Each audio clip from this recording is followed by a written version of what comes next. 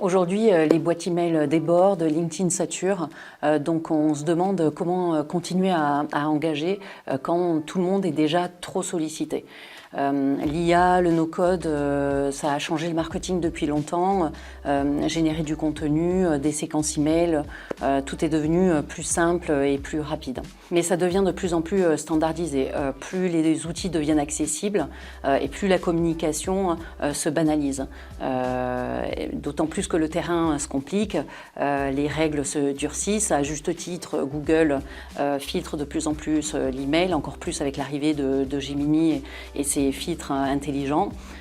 Et du côté de LinkedIn, on voit bien qu'ils s'adaptent, réduisent les volumes, réduisent les bruits, et on le voit déjà. Bien que les outils de prospection, aussi malins soient-ils, on arrivera bien sûr à certaines limites. Et dans cet océan de contenu IA, ce qui fera la différence, c'est le sens, le parti pris et l'émotion.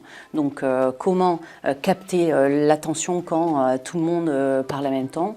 Donc au-delà déjà du contenu premium, expert, qui est plutôt rare et qui sort du flux, on va aller chercher des actions profondément humaines, comme des prises de parole incarnées via des vidéos, des webinaires, où on prend le temps de partager et de créer un lien réel.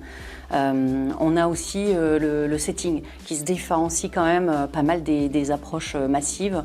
En tout cas, pour l'instant, tant que les agents IA setters ne sont pas encore bien développés, le setting permet d'avoir une certaine performance comparativement avec les campagnes de prospection.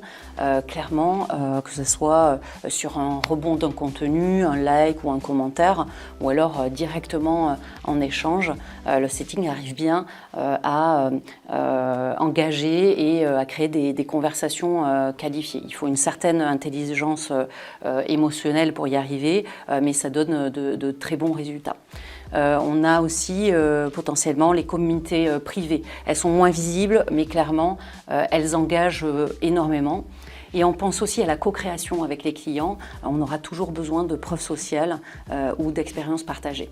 Et donc le marketing de demain, ça ne sera pas forcément celui qui parle le plus, ce sera celui qui sait quand se taire et quand dire exactement ce qu'il faut.